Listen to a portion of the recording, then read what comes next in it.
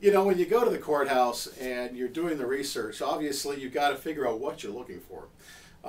I've listed a list of criteria here. Let me go over these so that you're really specific about the types of notes that you're looking for. First of all, you want to make sure that they're all first lien notes. Second liens are really difficult to market on the secondary market. A lot of conventional buyers like myself, we don't buy second liens. Sometimes you might want to invest in a second, but I really recommend against it. There are private buyers who will buy seconds on occasion, but you've got to go out and find them. My suggestion to you is that you only look for first liens. So when you're doing the research, and actually you can get an aggregator to do this for you, but you want to find, first of all, first liens, and then the next thing you want to make sure is that the beneficiary is a private individual or corporation. For instance, you're not looking for loans that Countrywide took back, or Wells Fargo, or Homecomings Financial. You know, you're looking for the fact that John Smith took back a mortgage. So you're looking for private beneficiaries so that you can get seller finance notes. Why seller financed? Because in today's market, seller financing, these notes are going at a discount. We buy notes at a discount. That's why the whole discussion about the time value of money. Most lenders sell their notes at a premium. We don't buy those notes at premium. So when you're looking for notes and you're looking at the paper market, you want to make sure that you're looking at privately held notes. There are exceptions to that rule, but we'll get into those later.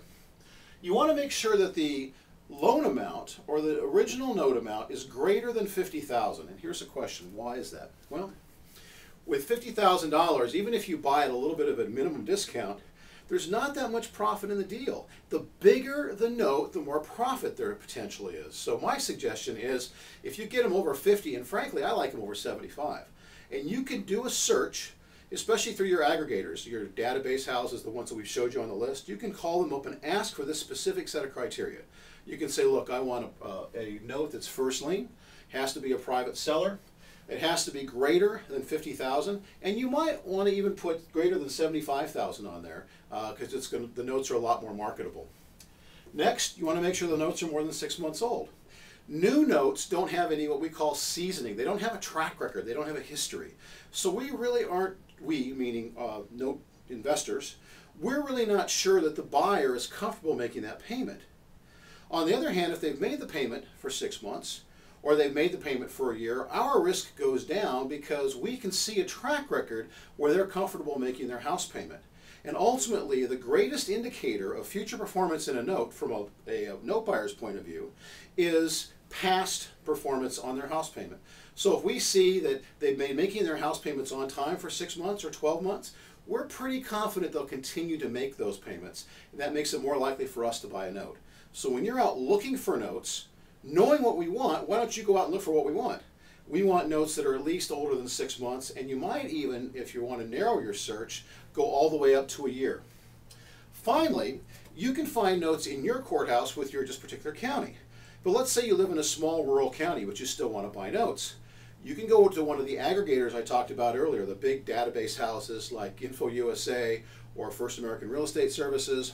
You can order lists from them of note holders with these criteria all over the country. And when you do so, the areas of the states that have the most notes are Texas, California, and Florida.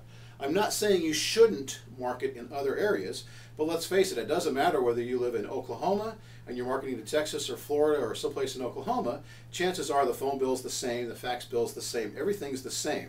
So it doesn't matter where the note investor is, it just matters where the note holder is, and the note holder in this case can be found, again, a lot of them in Texas, California, and Florida, and of course across the rest of the country.